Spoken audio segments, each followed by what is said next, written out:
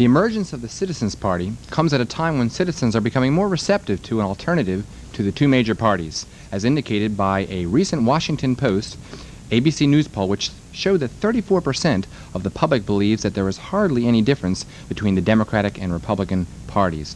With me tonight are two candidates in the state of Delaware from the Citizens Party, Dave Nuttall, running for U.S. Congress, and Greg Cowsky, running for State Senate in the 10th District, that's the Newark District.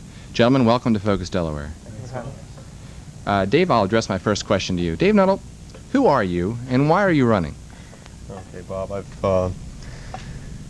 been in the Wilmington area all my life. I'm 28 years old, been doing trucking subcontracting for a living, and over the last 10 years I've volunteered in a good many citizens groups, helped form and or operate 3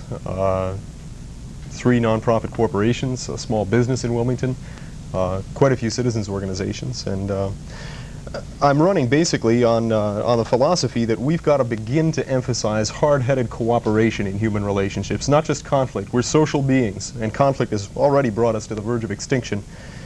I think the major political parties, as the poll suggests, can't offer voters much of a choice. They have to sit pretty close to the middle of the road and the top of the fence on most issues to avoid alienating voters. And also, they have to stick pretty close to the status quo, the way things are, because the people who pay for the way these candidates are marketed to the public, or pay a large portion of those costs, are already in favor of the status quo because the status quo has put them where they are. I think that we've got to get away from the cutthroat competition that characterizes both our domestic life and also our international relations, because it's killing us. It's already brought us to the brink of extinction. Dave, that'll do it to go on with, I hope.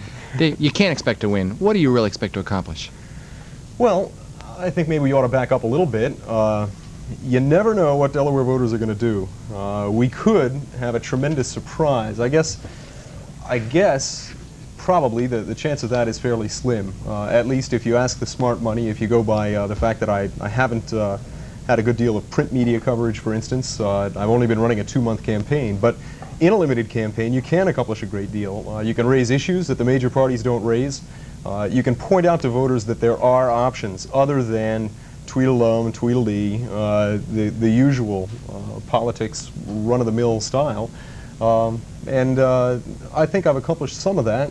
In fact, I've smoked the major party candidates out on a couple of issues, such as military spending, which I didn't expect them to address very much. Greg? You know, Bob, about 120 years ago, the Republican Party was a minor party. Give us another 2 years of Reaganomics, they may well be again. Greg, you're running for the State Senate in the 10th District in Newark. I'm going to read right from your platform, which says the Citizens Party platform calls for economic democracy, breaking the grip of the large corporations on our economic, political, and social lives, and bringing workers and consumers into the decision-making process. Greg, what exactly does that mean? Well, we don't feel that a political system can be truly human or truly democratic as long as the people who operate it are in the pay of big business, essentially. Also, most of the decisions that affect your day-to-day life are not necessarily the ones made by Congress or the state legislature. They're the ones made in corporate boardrooms. How much to charge for the necessities of life, whether to move a plant out of your home community. And we believe that in a democracy, people should have a say in those decisions just as they have a say in political decisions. You know, there have been a lot of federal cutbacks, among them daycare and aid to education. What does the Citizens Party propose to do about that? We believe that the funding should be restored, absolutely, and even increased wherever possible. And if necessary, the state should pick up the slack. Those programs are cost-effective. Every dollar that you spend on one of those programs saves us money on welfare payments because it allows people to break out of the cycle of poverty. And the cuts in daycare, in particular, are atrocious. They're part of a continuing program of attacks on women. So we've seen the collapse of ERA, the attack on women's reproductive freedom, and daycare in particular enables women to go out and get a job or get an education and break out of the barefoot and pregnant syndrome. Greg, there have been high unemployment reported. Everyone's got an answer. Do you have a proposal to deal with high unemployment? Well, there's been a number of surveys done, including one notable one by the International Association of Machinists, that show the best job-creating strategy is aid to small business. Military spending is by far the worst in terms of job creation per dollar spent. Big business isn't that much better. Small businesses are the answer, I think, and We need to see aid to small business, and we need to see the aid given on a local level, controlled by the local communities. We could be getting into areas like energy conservation, housing construction, things like that, rather than the kind of big business programs that Republicans like to bring in. Dave Nuttall, real briefly, the Citizens Party supports nuclear disarmament. Isn't it going to leave us in danger in terms of the Russians having nuclear superiority to us? How do you propose that? Unilateral disarmament? Well, I'm not sure quite how fast you want to move toward disarmament.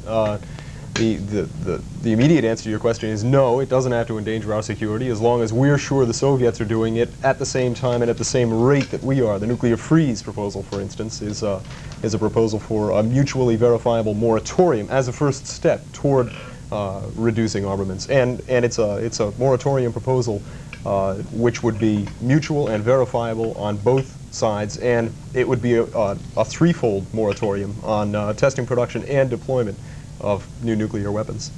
Well, thank you, Dave Nuttall, for coming on, and Greg Cowsky for sharing your views of the Citizens Party. What's the number they can call? It's 453-1605 in Newark, and best bet is in the evenings.